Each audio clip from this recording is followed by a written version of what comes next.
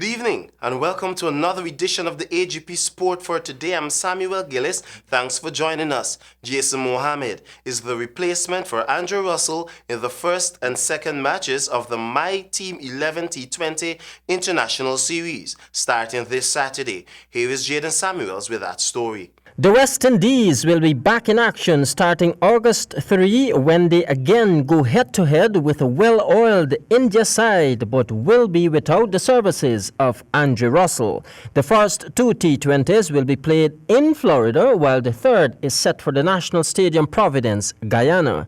Mohammed, the experienced 32-year-old, has so far played 9 T20 internationals and also captained the West Indies in T20 internationals and in the 50-over format.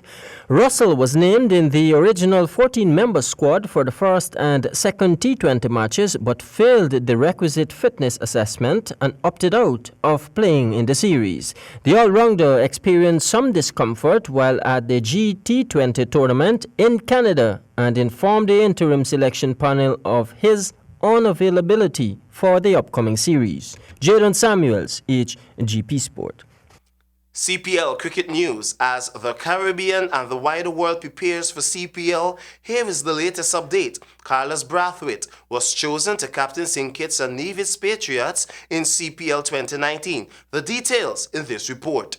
West Indies T20 captain Carlos Brathwaite would lead St. Kitts and Nevis Patriots to the upcoming Caribbean Premier League, taking over from Chris Gale, who will turn out for the Jamaica Tallawahs this season. The all-rounder has been part of the franchise for 4 successive seasons since the introduction of the team in the CPL and has been among the side's leading run-getters since then. He said his focus this year will be to ensure the Patriots end up in the top 4 for the third consecutive year. In 2017, they finished second, losing to Trinbago Knight Riders in the finals, and in 2018, the side finished third. Brathwaite credited Gale for his calm presence as captain over the last 2 seasons, apart from his run tally of 659 runs in 23 matches in the 2017 and 2018 seasons. I think people look for the shouting and the hooray, and Chris is not necessarily that. He's calmer, collective, and cool. He leads by example, Brathwaite opined. For Hgp Sport, I am Samuel Gillis. As the Windies prepare for the Indians, the questions many fans are asking is, can India shed their T20 conservatism? Here is the analysis.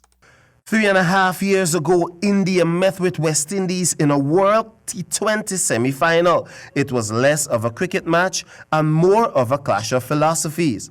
Central India made 192 for 2 in their 20 overs. They only faced 29 dot balls and hit 17 fours and 4 sixes. West Indies won by 7 wickets, sweeping past their target with 2 balls to spare. They faced 50 dot balls but hit 24s and 11 sixes. That's 146 runs in boundaries to India's 92. It was batting versus hitting, and on that day, as on most days in T20s, hitting won. India's safety-first approach wasn't going to serve them quite as well, not against West Indies, who were playing T20 with minimal carryover from the longer formats.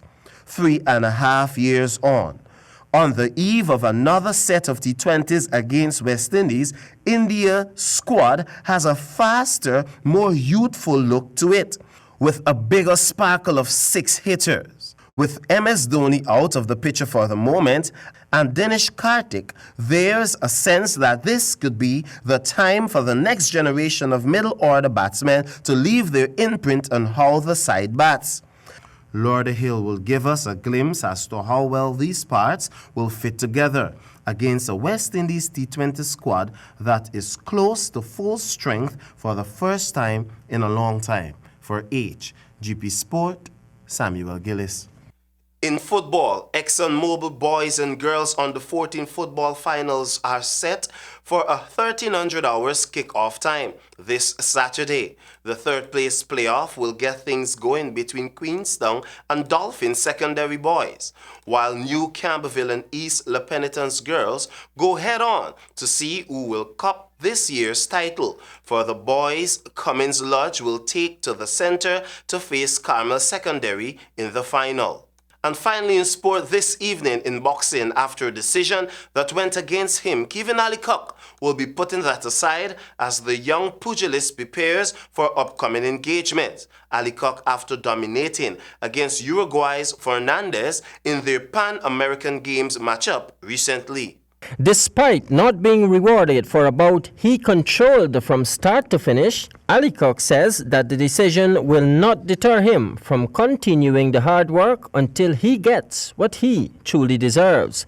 At the conclusion of the fight, Alicock received a standing ovation, but bad feelings took over when the decision was not in his favor. I feel bad, but you can't change it because the judge's the decision is final, but into my heart and the crowd proved it that, I won the fight clearly.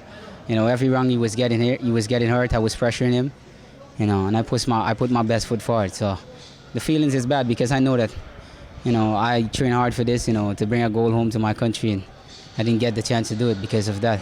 The boxer from All Boys Town will now turn his attention to Russia for the World Championships in September, a tournament that will be used as a precursor for the Olympic qualifiers. Coach Terence Poole says his man will remain in preparation mode for a busy schedule. Because we have the Olympics next year, we have a qualifier in March or April month.